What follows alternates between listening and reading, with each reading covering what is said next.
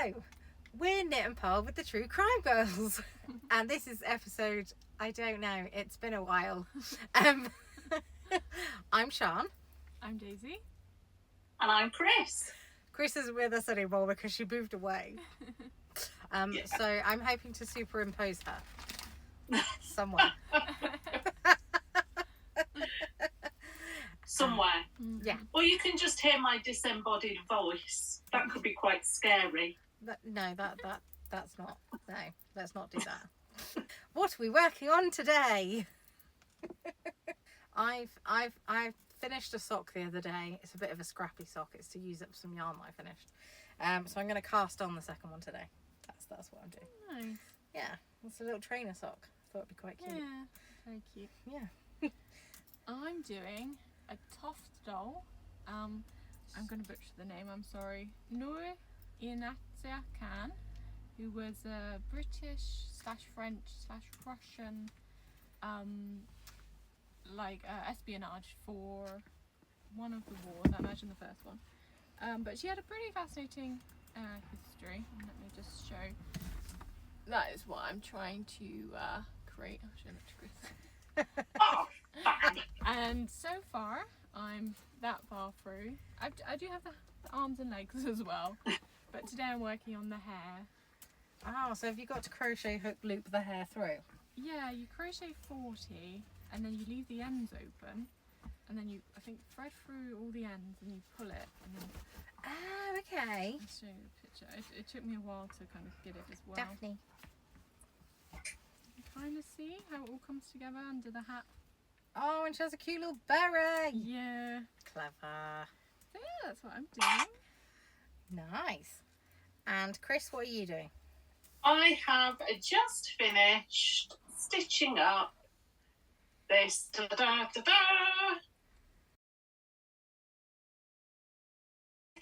Aran jumper Aww. in your beautiful value Aran. Ta-da! Oh, that's so cute. It's gorgeous. Yeah. I mean, obviously, because I swatched, I know it will be a perfect fit. I've just got to find the right buttons. But in the move and the chaos of the move, I've lost all my buttons and all my safety eyes. Oh. And I genuinely don't know where they are.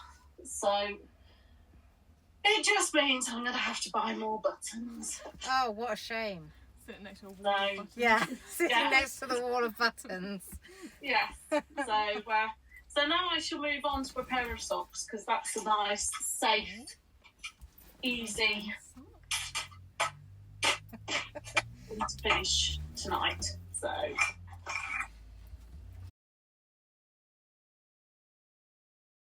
Ah, the Sky Waves. yeah. Well, this is, I think, I've not done any sock knitting. I've been so caught up on that I haven't done any sock knitting. So I've only just passed the cuff on the first one. So, but it knits up beautifully. Why have I not had this yarn before, Siân? Why have you not? It's been on the shelves. I don't know why. No. And now you're not doing it anymore. Now I've realised I love it.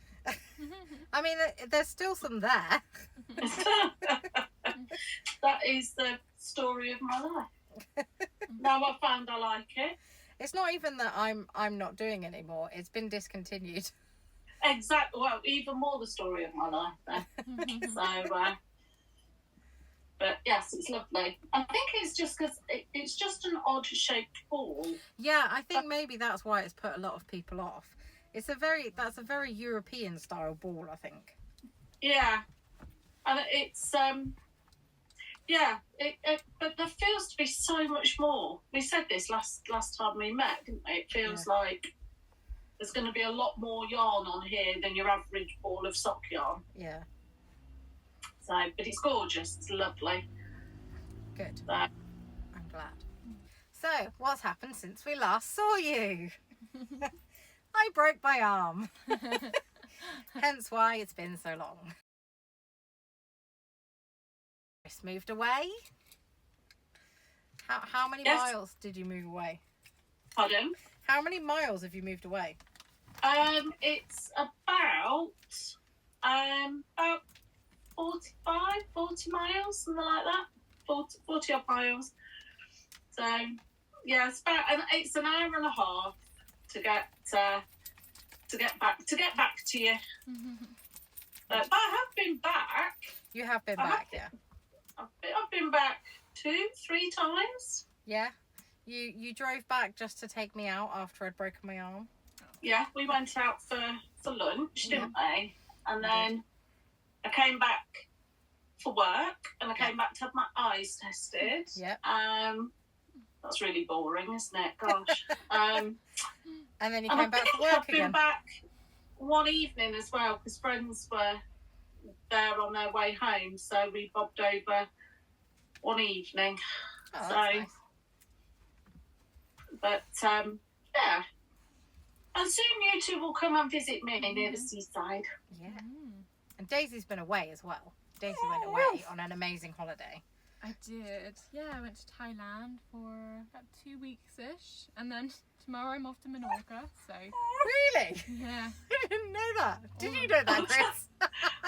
for a long weekend? Or for a week, or... Yeah, for a week, Friday to Friday. So...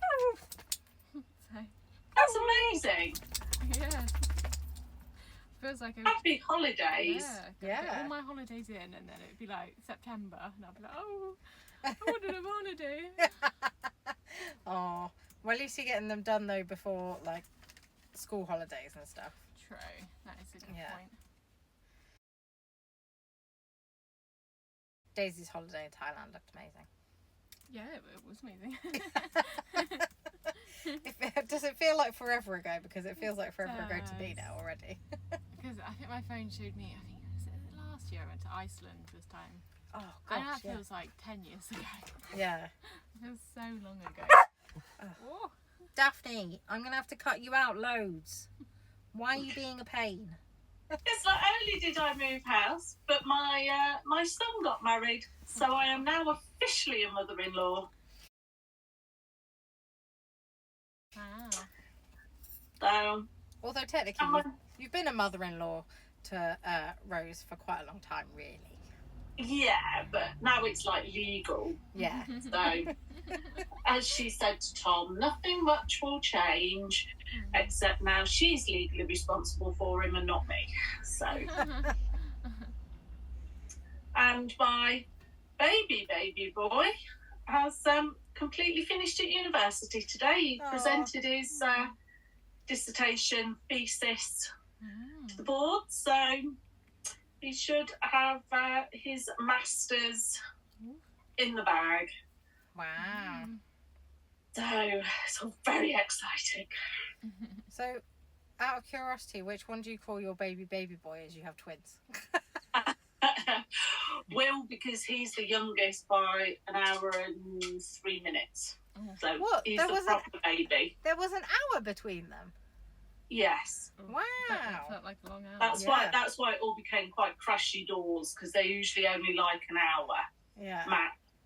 And Will wasn't playing ball, so I didn't know that. he had to crash through doors and go to theatre. Oh. Wow. All very dramatic. If I wasn't so out of it, I would have quite enjoyed the drama. But as it was, I can't really remember much about it, to be fair. So probably for the best. Yeah, I was going to say it's probably for the best. yeah. So he's my baby. Aww. How does Dan feel about that? I genuinely don't think Dan cares. Although, as he says, that does make me the middle child, and I suggest so that makes you very difficult. Yeah, true. Does he ever, when they're like having a competition between the two of them, does he ever go, I'm the oldest? No, you see, because I think they just kind of forget. Oh, okay. And there was the time when they went through the phase and they called each other ugly and couldn't see why that was not an insult, seeing as they're identical. So,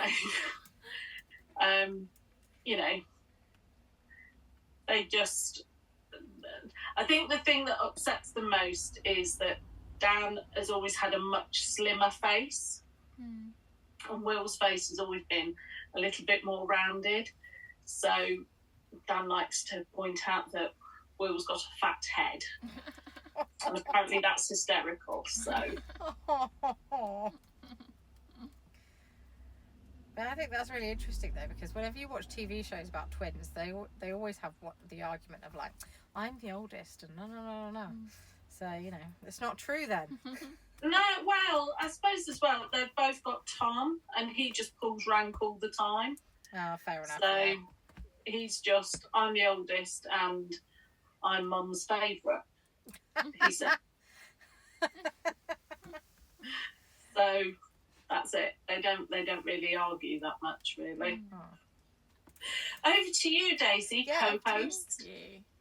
So this month we watched The Diamond Heist on Netflix, which was a 3-part documentary series released this year, and it was about the Millennium Dome diamond heist in the Millennium, and it kind of followed the two sides to it. It followed the the thieves, the thieves. The gang of thieves. Yeah, the gang. The diamond thieves, and versus the Met police called the Flying Squad, and it's kind of a game of cat and mouse, and that's kind of how it plays out in the documentary, and just kind of tells you right from the planning to the execution to kind of what happens. Don't know if you want to spoil it or not.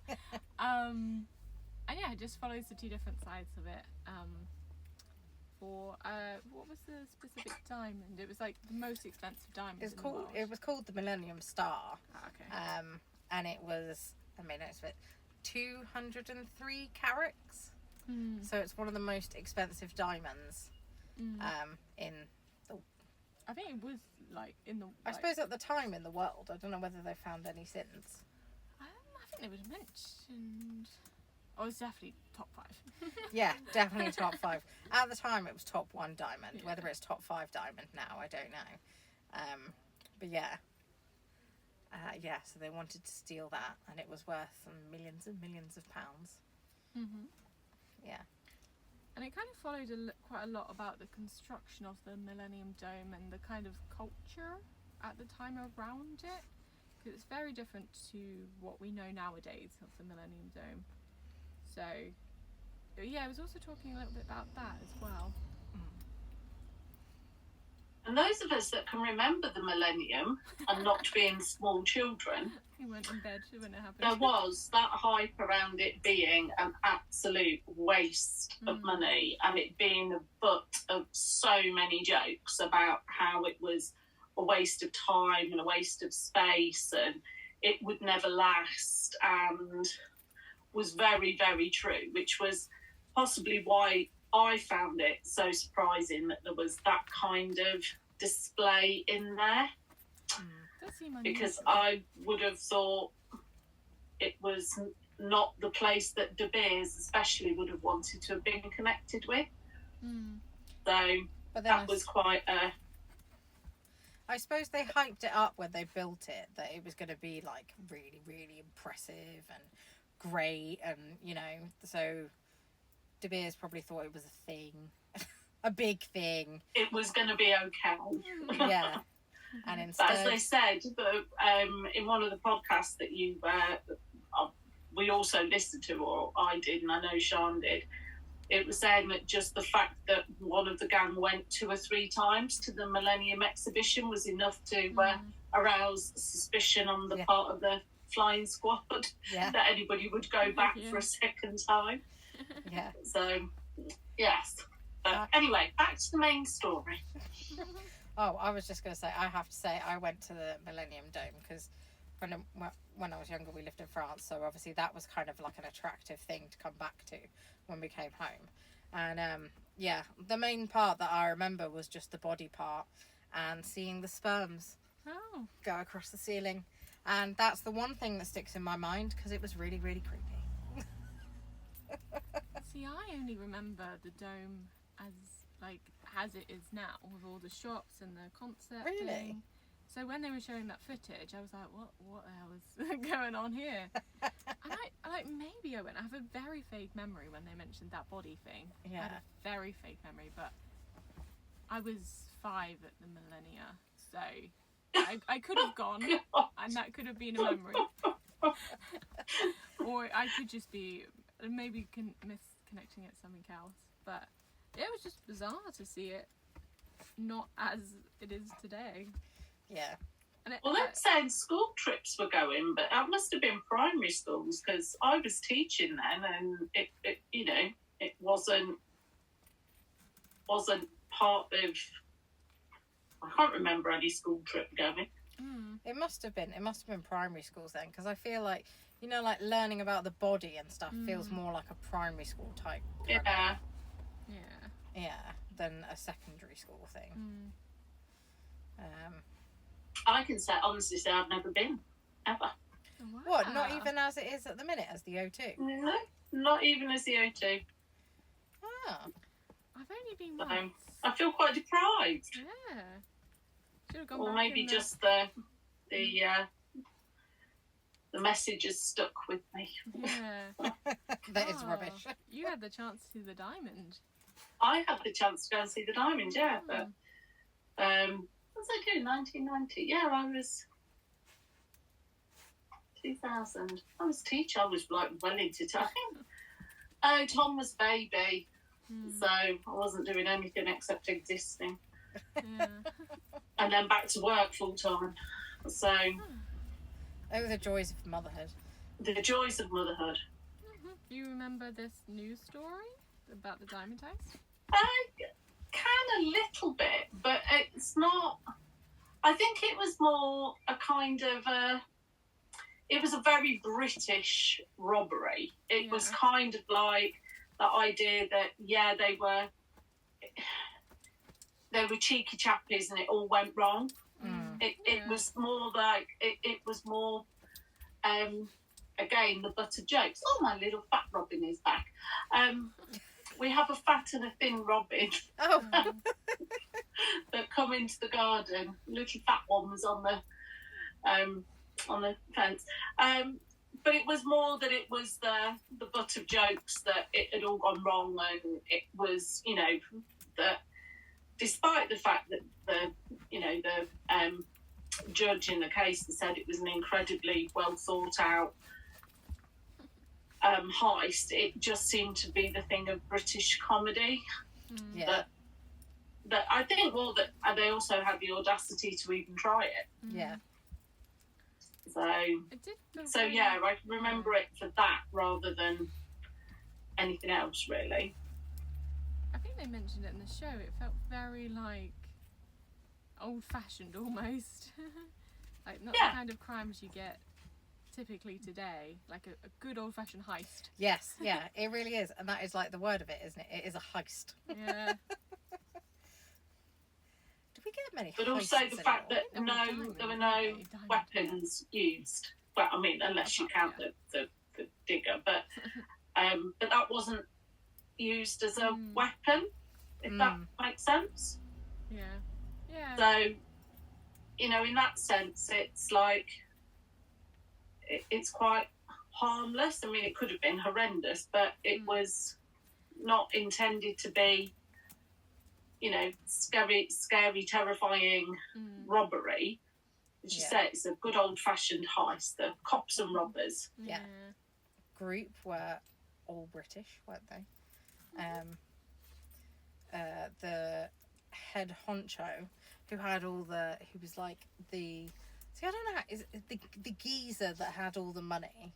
He was Ray Betson. He was the one, I think. Did he originally have the idea, and then he got in contact with the guys that sort of commit the crime, and the sort of ringleader was Lee Renham, who is the person they most interview. Well, is it the only one they interview really in the documentary? Well, him and his daughter, but they don't interview any of the others, do they? But yeah. I think he got the lightest sentence because he wasn't actually in the dome, was he? No, he was sat at home waiting for it to happen.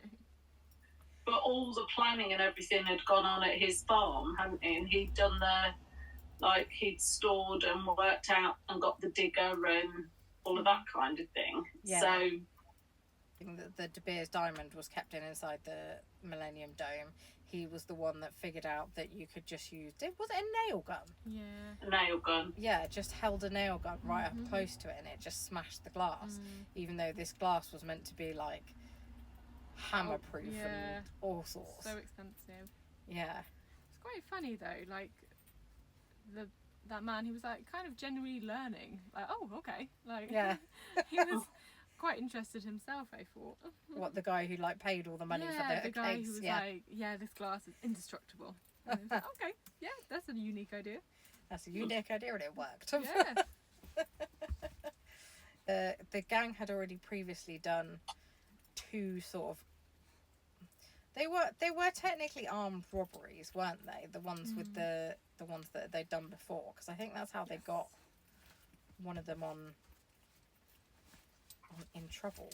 I think They were armed, yeah. Yeah. They'd also failed. Yes, they had also failed. They were also pretty rubbish. Yeah, so they were trying to rob originally. The first one happened in February 2000, I think, from my notes. Facts. Yeah, from my notes. Yeah. Yeah, they tried to rob money from a security van, and they made a big concrete spike, and they hid it on the back of a lorry. And the funniest thing that I found was they hid it amongst Christmas trees. I think that's really funny. Anyway, and then they were going to ram it against the back of the security van because that was the only way you could get in without having keys and stuff, and then steal all the money. But that was flawed. I can't remember why that one was flawed. I think the police showed up too quickly. Was that one? I know the second one was because then they tried it a second time, and that one was flawed because a member of the public who was running late for work and was really disgruntled stole the keys for their getaway van, and so they couldn't actually proceed with the Yeah, they didn't see that one coming. Yeah, I think it's hilarious. Yeah. But again, they used the concrete spike in the second go. They are pretty innovative. Yeah, definitely. Like, yeah. And because, or was it the first one or the second one? They used, they painted pie tins. So in the UK, you can get pies in a tin. And apparently this is the thing you don't get in other countries. I didn't know this. I also have never tried one of those pies in a tin, frankly. Have you, Chris? No. No, okay. The lads at uni that I shared with at uni used to eat them, and it just used to, the smell alone used to be, no. Yeah, sounds really gross. And I've always thought they were really, really, like, dangerous. Why you would put a pie under that kind of pressure in a tin in the oven. Well, it's like, nah. Yeah, it is a bit weird. But anyway, they painted them and attached lights to them to make them look like bombs, and then they attached them to the security van's front windscreen to make them think that they put bombs on. So yeah, just very innovative people. Yeah. Really. Which again, as they say, oh well, we didn't use real weapons. For the security guards in that van, it must have been absolutely terrifying. Oh yeah. So, you know, and didn't they have firearms in that one as well? Or replica firearms that they were waving about? Yeah, I'm fairly certain they did have firearms in that one, because I think that was why they got... That's why he got extra time for that, wasn't it? Yeah. Because of that robbery. And they called the battering ram Gertie. Yeah. And then they knew it was the same gang when the police caught them the second time, because they put Gertie 2 on the battering ram. It's almost like children. That's what makes it British and charming. Yeah. Yeah. They're very quaint. Yeah. Reason that the police managed to kind of cotton on to this heist on the Millennium Dome started with after the two trying to get the money from the security vans, they managed to track some of the vehicles to a farm, which was Lee Wenham's farm, and then they put surveillance on them by putting cameras in the trees and stuff, and then they managed to sort of like watch their movements. And then because Lee Wenham went to the Millennium Dome like 3 times, which was very out of character, they then had the kind of thought that something was going to happen. I mean, it's really clever thinking, really, from the police. Yeah, I quite It's like it. you didn't realise how much time and effort went into it, and it was potentially career ending for the main sort of chap, wasn't it? If the amount of money that was spent on those operations, if they hadn't have foiled that plan, then because they have to catch them. That was the thing, wasn't it, as well? I hadn't realised, in order to be done for robbery, you have to be caught in the act. You can't just go on, you were planning it, and be, you have to actually be mid-robbing, if that's a word, to actually be convicted of it. Yeah. So, yeah. Which is why when they were saying whether it's the police let it go that far, if, because they were, wanted it to get to the Millennium Dome, whether if they hadn't have realised and weren't on that mission to catch them, whether they would have been stopped before it got that far. It's hard to say, isn't it? Probably not. If they weren't already on the radar, maybe the JCB being driven close to it might, but then it would be quite late at that point. Yeah, it'd be way too late. 2 days before. Yeah.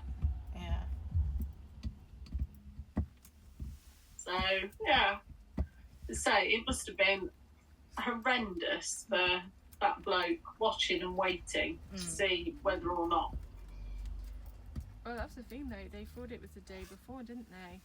And they had everyone set up one day early. Yeah. And then it was actually the day after. Yeah, but then they also had the time where they thought it would happen because they weren't sure how they were going to do it. And then they thought the only way they could get the diamond originally was when the diamonds were on the move, because they were being transported to Japan. I think it was. Yeah, it must have been. Yeah, if Tokyo. you say Tokyo, then it must have been Japan. For an exhibition there.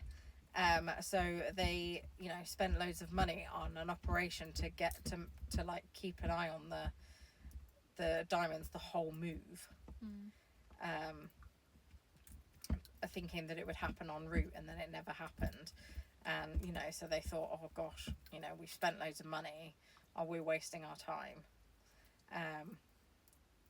And then the reason they managed to figure out when they were going to do it was because they looked at the tide times, because in all the other heists or raids that they'd done, they'd escaped on a speedboat on the Thames, which is why they coined it a very Guy Ritchie style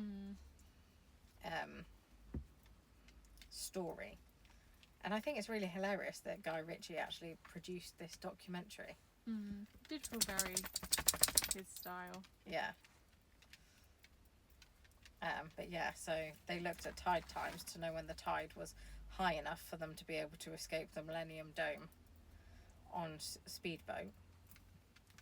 And so they planned it for a specific day, and then it didn't happen that day. And then they managed to do it the next day and get them. does make you wonder if they ever did know, if the robbers ever did know that those diamonds were being moved. I don't know if they did. Whether they were completely oblivious to those diamonds being moved. It's a big oversight. Yeah. I think they must have been oblivious because spoiler alert, but you know, that was when they changed the diamonds. You'd question it, wouldn't you? If you knew, well, because I don't know, can we spoiler it? I guess so. I think we've already spoiled it, haven't we? By the fact they didn't get away with it. Well, yeah, but there's also the other plot twist. Daisy, do you want to tell the plot twist? The dramatic effect. Da, da, da. So it's revealed right at the end of the documentary, which I think was a pretty good move. Yeah. And yeah, the diamonds they pretty much had their hands on and was about to steal were just fake replicas. Mm-hmm. Which I think was good how they done it in the documentary. They kind of fooled us all, really. Yeah. So yeah, even if they got their hands on them, they were fakes anyway. Yeah. But yeah. But then that was also the question of what would you do with it once you'd got it? Because how would that? And we know that it was worth, you know, millions upon millions. But who would you sell it to? I don't know. Or whether it was just the fact that you've done it. It's a bit like Everest. Why did you climb it? Because it was there. Why have you stolen that priceless diamond that's so well known? Yeah. I don't know. You couldn't do anything with it. I mean, you could have sold it to a private buyer, but the private buyer then wouldn't be able to display it, would they? No, but I don't know, because Lee Wenham said that it was going to be his last one, and it was all for money. You know, because like it was a bit for both. Well, yeah, probably, yeah. He definitely wanted to become famous from it. I think they just love heists. They love heists, and I think he wanted to be well known for it, and I think he's got that through the documentary as well, which I kind of feel like is like coming. Yeah, I think so. I think almost like a bit of a laugh, really. Yeah. A big bit of a laugh. Yeah. Yeah. I suppose it's a very British thing of I want to make a fool of you. Yeah. And he kind of said it himself. He didn't really have much of an education, and I think he was quite kind of self-aware of what. Just found it a bit fun. Yeah. But yeah, obviously the money part as well, because if they sold it even for, I don't know, 10 million, then it would still be a lot of money. Yeah, precisely. $1 million each or so. Back in those days as well. Yeah, worth more now, I guess. A lot more. I think it was. I really enjoyed it, but I enjoyed the second of the podcast you sent through with the two chaps. I found that really funny. Did you? I really enjoyed that. I was ironing at the time, so to be fair, it wouldn't have taken much to have made me enjoy something, take my mind off the ironing. But I thought their take on it was very good. And that episode was the day before the Netflix series was being shown. So it was quite handy. It was definitely good to watch the documentary and listen to the podcasts. Yeah, because I listened to, I suggested... Scotland Yard, was it? Yeah, the Scotland Yard podcast, which was really interesting, actually, because I think that one had a lot more information. A lot more detail. Yeah, a lot more detail. But yeah, the one with the two chaps, which I can't remember, I'll have to tag them in the description below.